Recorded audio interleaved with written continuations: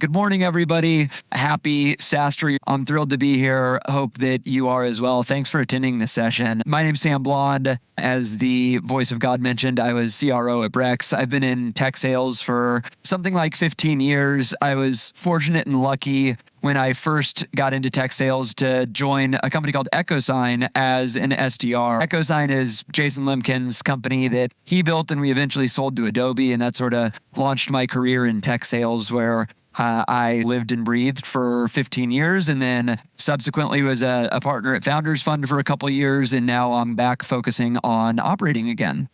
Let's see, before we jump in, I think 2013 was the first SaaStr event that I attended, and it was probably the first SaaStr event that existed. It was in Menlo Park. It was a few hundred people that Jason had put together. And I think the success rate of building a community and events business like SaaStr has gone on to do is probably analogous to building a really successful. It's just been so gratifying for me to be a part of seeing the evolution of SaaStr. Again, analogous to something like the Databricks or Revoluts on the startup side is this community. And so it's very cool to be here in London with all of you. And again, thank you for attending the session. We're going to talk about easy sales concepts so many get wrong today, and there are 9 of them. The first one is a people-related concept, and then the following 8 are going to be customer acquisition-related concepts, ranging from demand gen all the way through to implementation. So with that, we'll jump right in.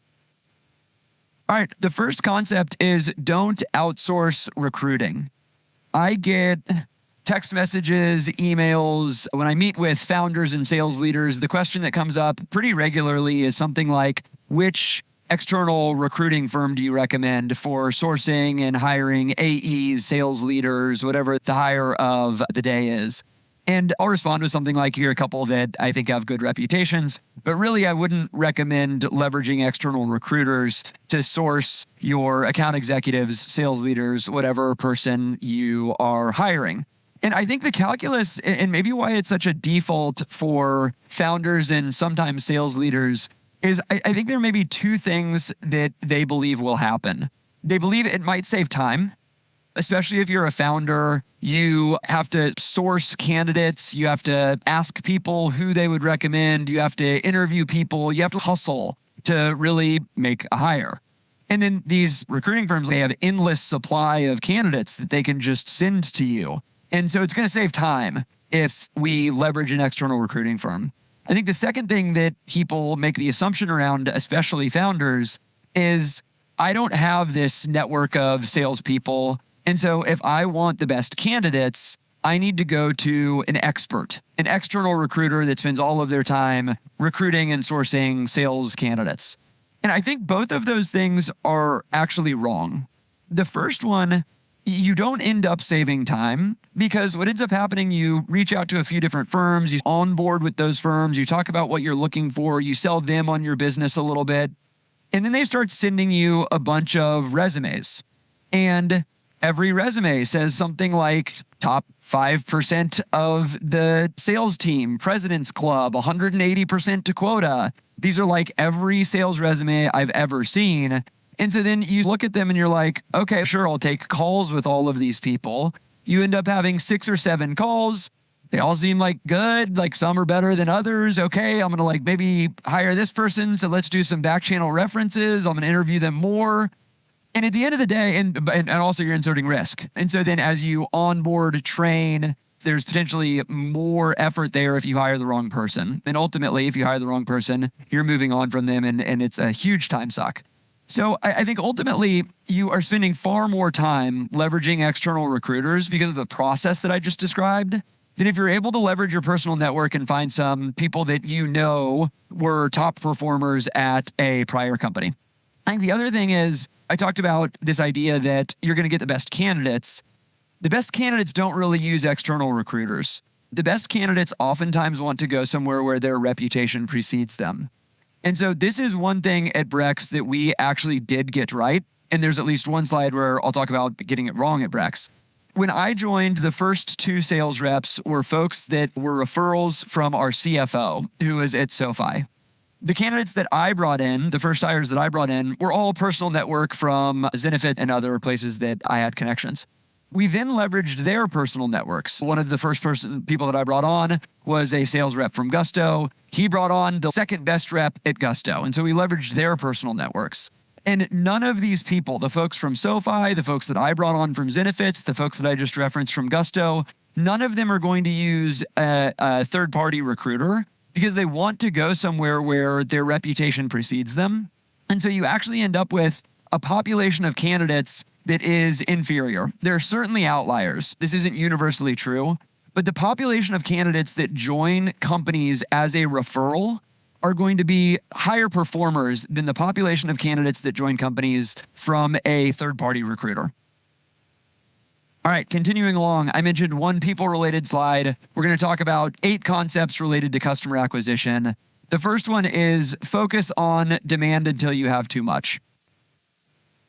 I did some consulting, still do some consulting, talk to founders pretty regularly, talk about the performance of the business, where the biggest opportunities exist, and seemingly universally where founders, sales leaders gravitate towards is the existing pipeline that they are working or historical pipeline that may or may not have converted. And we're coming up at the end of June, it's Q2. So much focus and emphasis of businesses is on the opportunities that we have in the pipeline that we are trying to close in Q2. And the performance of Q2 is predicated on whether or not we close these big deals that we have in the pipeline. And I think that is a remix of every quarter prior. And in a way, what you are doing is you are diagnosing the biggest opportunity for growing the business, the biggest opportunity within sales as conversion rates. You are thinking about the opportunities that exist in the pipeline. That is where your focus is right now. And my belief is that is actually a missed opportunity in most cases. And when I go a layer deeper and I go meet with the sales reps, the people that are on the ground, one of the first questions that I ask is something like, how many new opportunities were you able to create this week? And the answer depends company specific, and it depends on sales cycles and the TAM that they're going after, how transactional the sale is. But oftentimes it's something like, I really only talked to 1 or 2 potential new customers this week. Okay, and how are you spending your time? I'm spending a lot of time following up with old opportunities, maybe working with some customers that previously closed. Wishy-washy answer. But when I look at calendars, much of their time is not spent customer facing. And what I diagnose in this environment, which is seemingly universally true, there are outlier exceptions. But what I diagnose in this environment as the biggest opportunity to grow revenue faster is creating more opportunities. We are in a demand-poor environment. The result that most people conclude in this environment is we need more sales. We need to hire more salespeople. That is the wrong answer. More salespeople oftentimes will focus on the middle of the funnel. And so if you have a limited number of opportunities, if you are in, again, what I would describe as this demand-poor environment, you add more salespeople into this demand-poor environment, you are spreading the limited amount of demand that you do have to more less tenured salespeople with lower conversion rates. That is the wrong conclusion to hire more salespeople when you are looking for more sales if you are in this demand-poor environment. Again, this demand-poor environment, it leads to so many problems. The problems that it leads to are things like sales reps clinging on to opportunities for way too long, focusing their efforts on following up with people who aren't responding to their emails. And the opportunity with, again, just focusing effort in the form of resources, so people, and then focus on demand instead of on the existing funnel will produce more revenue for the business than focusing on what I would again describe the middle of the funnel conversion rates. And I think so many misdiagnose this. If you can get the first 2 slides right, almost nothing else matters. If you can get the right people from a recruiting standpoint, which I would argue starts with sourcing the right people, if you can create a demand-rich environment so many other problems just dissipate. So I would say of the slides, the first two are the highest order priority of getting right as I think about opportunities that exist universally at startups. We're going to move on. We talked about the importance of generating demand and why and how so many companies misdiagnose it. I'm going to spend a couple slides talking about how to generate demand. The first one is just a concept versus an idea in itself, but you should do things that stand out. I think so many businesses, as they generate demand, they're going through the motions. We are sponsoring this event. We are doing online paid advertising through Google and LinkedIn, surfacing ads. We are doing outbound emails with SDRs, and we have outreach, and we have Zoom info, and we're blasting the universe with messaging that we think is creative or maybe that an AI wrote. And I think the things that are truly successful in generating demand are these things that very few people or no one else is doing. When I think about my time at Brex, I've talked a lot about a champagne campaign that we did where we sent bottles of champagne to founders, and the conversion rates of that at the very top of the funnel instead of an outbound email. One that I think is really creative that's on the slide is, and maybe even famous at this point, this is back in 2000. I think Salesforce was founded in 1999. And so Salesforce's early stage startup in the year 2000, Siebel had their annual conference in San Francisco, and Salesforce staged a protest outside of the Siebel conference. They had the fake reporter in the slide and Salesforce now famous logo that's the software with the do not pass go sign through it. And this received so much attention from the conference attendees that were their direct target market, that as you walk into the conference, there's this like fake protest. Everybody's looking at what's going on. It's Salesforce announcing their product as a competitor to Siebel.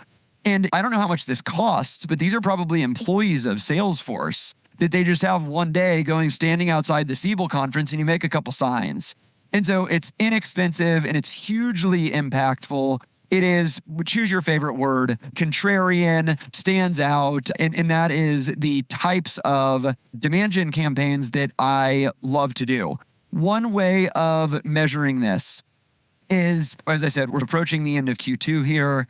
One way of measuring this is rather than looking at some of the data around things like SQLs, MQLs, stage 2 opportunities, the things that people usually track to determine the efficiency or productivity of the top of the funnel, whether it's marketing or sales top of the funnel, to ask what the two or three most creative things that you as a company have done this quarter to generate demand. And if there's not really an answer, you're not being creative enough. And so you should do that both as a reflection every quarter. You should also do that at the start of every quarter. What are the 2 or 3 really creative campaigns that we're going to run that nobody else is doing or that very few people are doing? And I think that's a decent measure to make sure that you're fulfilling this, doing things that stand out. All right, the next one, sticking with the demand gen category, leverage happy customers to generate new ones. This is one where I think the status quo is either doing nothing or doing the bare minimum. And there are so many opportunities. If you are delighting customers, some things start happening organically. Customers make referrals and you generate new customers. That happens organically. Sometimes you don't have to ask for a referral for a customer to make a referral. Customers will post about their experience on LinkedIn or on Twitter or whatever social media. Customers will just speak positively about you to their peers. They'll speak at a user conference that you host. There's just a number of things that customers do. And I think the default on this, or the status quo, is somebody posts something nice about you on Twitter. Maybe the CEO sends like a thank you email or likes the message and says thank you on Twitter. I think these are opportunities where you can really go above and beyond, and it will drive behavior that will just be like magic for you, the benefits of doing this. So I'll talk about an example of what I mean here. If you have, most people know who their like raving fan customers are. These are, again, the people that are posting on social, referring customers. When something like that happens, just test as an opportunity to really go above and beyond with what I'll describe as a thank you. And an example would be something like, we're, of course, in Europe right now. European football, not American football, is the most popular sport. And so maybe you see on somebody's Twitter that their favorite team is Manchester. I don't know. And they have referred a customer. They post about you on Twitter. They're just one of these customers. They're like top 10 customer. They're really helping you, going out of their way to help you. Send that person like an autographed jersey of the best player on Manchester United, handwritten note. Thank you so much for everything that you have done to help our business. Do this to all of your favorite customers. I don't know the exact number that it will be. It'll be different for different companies.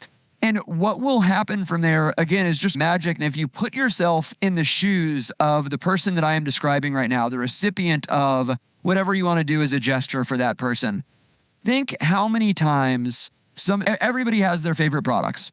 Everybody has posted online about their favorite product or gone out of their way to refer a customer. Think about how many times you have received something like what I just described. It's probably zero, or you can think about the number of times on one hand. And so when something like that happens to you, it really stands out. You remember it forever, and you want to do more to help this business.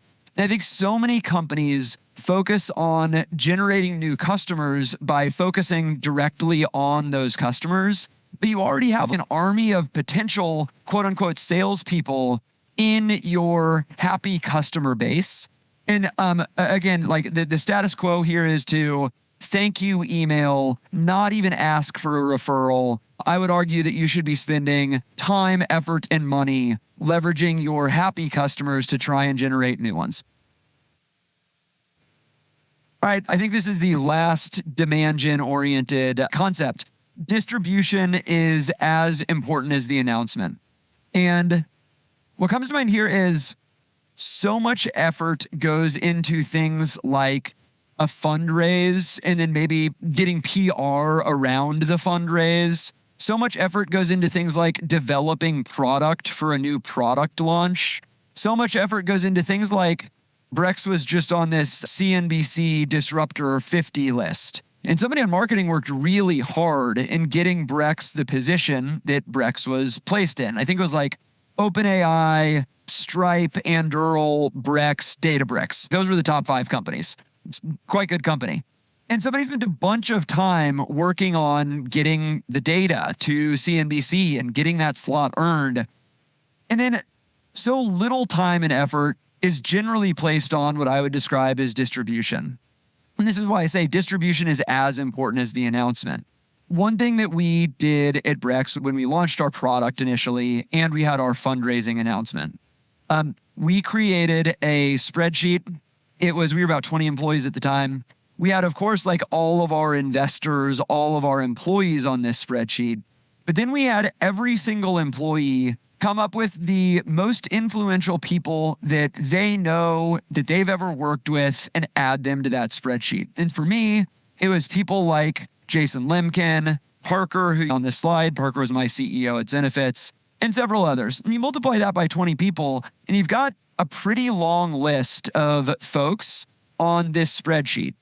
And what we did on the day that we launched, and it looks like it was June 19th or thereabout 2018, what we did was we reached out to every single person on this list and asked them to tweet, LinkedIn message, whatever it might be. And because of that, we were everywhere. If you were on social that day and you have any following of tech people, and you can see some influential folks on this slide right now, you were seeing a message about Brex launching. And I think, again, the default here is to focus too much on the announcement itself, the development of the product, working on getting on the list that I just described, working on the fundraise itself, and less on the distribution. And as you want, in product launches, I think is maybe the biggest example, is there's an announcement that you want to get out, like a product launch, in addition to focusing so much of your efforts on the product development itself, focus on the distribution of that announcement, and it will be a more successful product launch. All right, we're moving on a little bit further down the funnel. This is one, I think it's possibly oriented towards founders doing founder-led sales, and then it probably evolves a bit as sales organizations get more mature. But especially when I talk to early sales reps, early sales leaders, or founders that are doing initial customer acquisition, one of the biggest questions that comes up is basically around have somebody that seems interested. We had a first call, the demo went well, they said that this could be a fit at their company. I don't totally know what to do. And there are different flavors around, I'm anxious about bringing up pricing. I'm a founder, I've never really sold before. And so I don't know, like, how do I price the product? How do I introduce pricing? Is it too early to introduce pricing? And then for salespeople, is there anybody else that needs to look at this product? Do we need to include them in a demo? And so there's just a little bit of ambiguity, I think, especially in early days of customer acquisition. And my diagnosis or the concept that I recommend here is from day one, be prescriptive on how to buy your product. And as you are introducing a potential customer to your business and product, you're going to do something like show them a product demo, hopefully gauge their interest. What you should do very shortly thereafter is talk about what I would describe the happy path of onboarding as a customer. And it's generally going to be things like, we recommend doing a 2-week trial. After that 2-week trial, we introduce pricing. We're taking on only 20 new customers in the month of June. We're at 17 right now. There are 3 slots left. We're offering 20% discounts for early customers. Here's list priced. Here's what your price would be. Does this sort of look like something that makes sense on your end?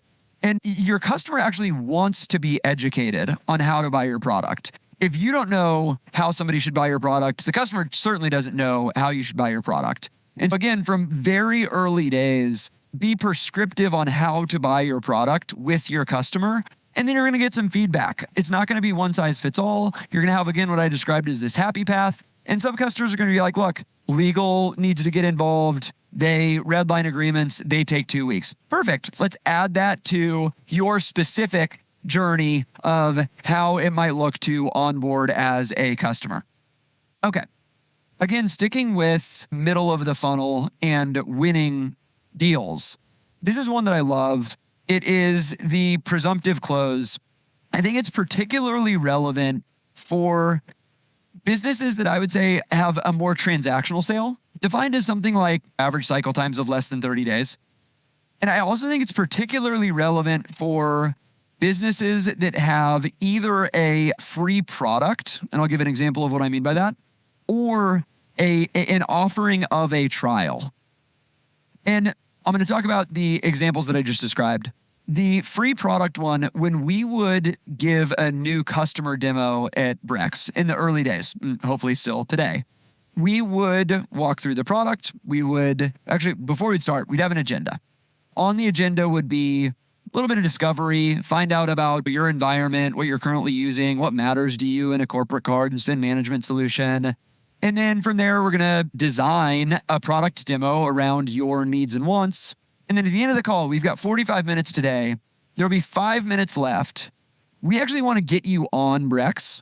So with those 5 minutes, we'll walk you through the product application so you can actually start trying the product yourself.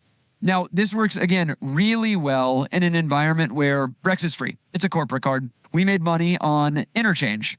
And this is when I described the Presumptive Close. We are actually setting the customer up to walk through the product application and become a customer at the end of the call. We're doing that from the very outset of the call. Now, it doesn't work 100% of the time. Sometimes folks say something like, I need to include my finance person or something like that. No problem. But the Presumptive Close, I think, probably increased conversion rates by something like 2 to 3x, because we would start walking through that product application on the very first call. People would be invested in the business. They would have their card. We would give them a card in real time as part of that application at the end of the call.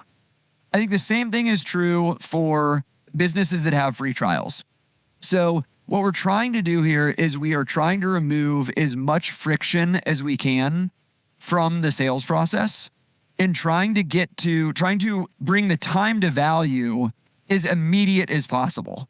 And if we're giving somebody a product demo, and again, this presumptive close in this environment being getting them on a trial, at the end of the call, if you like what you've seen today in a demo format, you're going to love experiencing it as a potential customer. We're going to get you signed up with a free trial. I'm going to walk you through the process of getting signed up for a free trial. And then we'll talk about what you should be looking for out of this trial.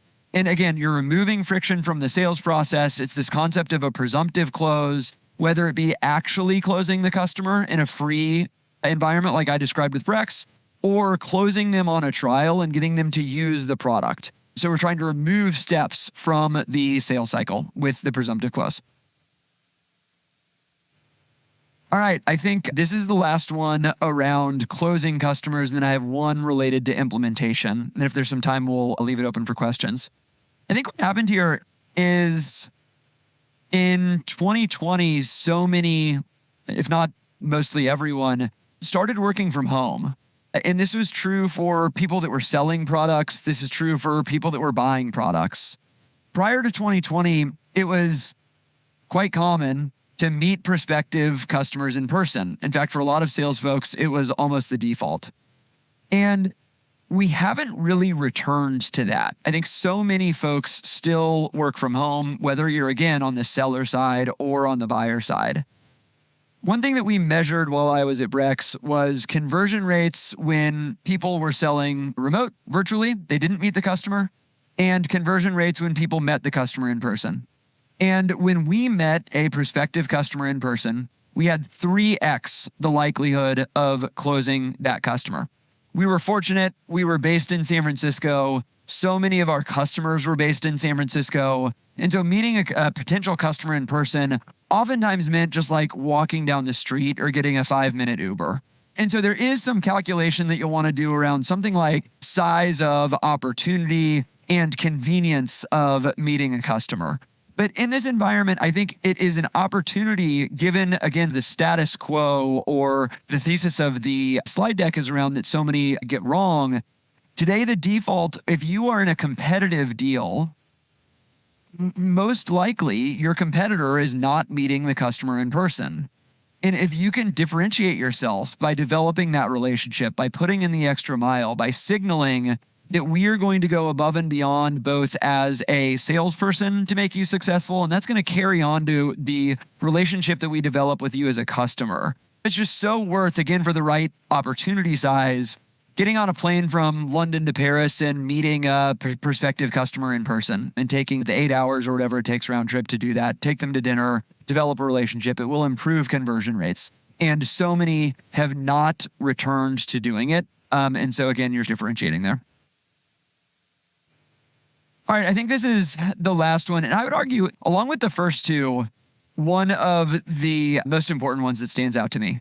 I think the status quo with this one is something like we invest a lot in acquiring new customers, and then we have hired some CSMs to focus on our customer base. And when a sales rep closes a customer, they pass that customer off to the CSM. And the CSM owns the account indefinitely. And so there are some customers that live with a CSM that are on their first day living with that CSM. And there are some customers that are on their 1,000th day of living with the CSM. And the needs of these two businesses, one that is day one and one that is day 1,000, are just so greatly different from one another. And where I default to is specializing in this concept of implementation, onboarding, whatever you want to call it, and obsessing over making customers successful. We did this thing at Brex, and we got this one wrong. We did this thing at Brex where, gosh, maybe like a year into the business, we started trying to identify patterns in the customer base. And things like lifetime value, churn rates, like happiness of customers. And what we were able to do is we were basically able to tie back all of the things that I just described. Customer happiness, like NPS, lifetime value, the likelihood of churn. We were able to tie all of these things back to the experience that they had in the first 30 days that they were a customer. Did they do these specific things when they were a brand new customer or not? And if they did the things that we wanted them to do, leverage specific features, issued cards to employees, migrated subscriptions, integrated their ERP, it's going to be different for every company. But there are certain milestones that make you a stickier product and that make customers more successful. And you want to make sure that we are accomplishing these things as soon as they onboard, because it pays dividends over time through things like lifetime value, lowered churn rates, etc. One other point on this one. What we did with this information was, first, we structured an implementation team that focused only on making new customers successful. And it was milestone based. As soon as a customer onboarded through this checklist, we moved them from implementation to CSM land, where they were just like ongoing maintenance of the customer. The other thing that we did, and why I think this is so important, we tried to go back to the customers that didn't meet the milestones. We're looking at companies that signed up something like 12 months ago. They didn't integrate their ERP. They didn't add additional card holders. They didn't migrate some of their subscriptions. We tried to go back and effectively re-implement or re-onboard them. It was really hard. We effectively had to resell the customer on Brex. And so implementation is this point in time, and only one point in time occurrence, where you have the attention of the customer and the opportunity to get them to take the actions that you believe will make them more successful as a customer. It's really difficult to go back long after the fact and try and get them to do those things because you've missed that opportunity. Okay, I'll leave the 9 concepts that we talked through. If anybody wants to come up and ask a question, I'd be delighted to try and answer it. I think your last point, if I think of one, maybe the most under-discussed thing is onboarding. So much energy into sales. If you don't close 100% of them, you're deal down the toilet, right? What were the core KPIs that you learned and to improve? What were the goals? How did you improve them over time? And what were your time to full activation? What did you learn about what goals for folks should set and how to drive them? And this is specific to implementation. We call it onboarding implementation. Nuance Brex.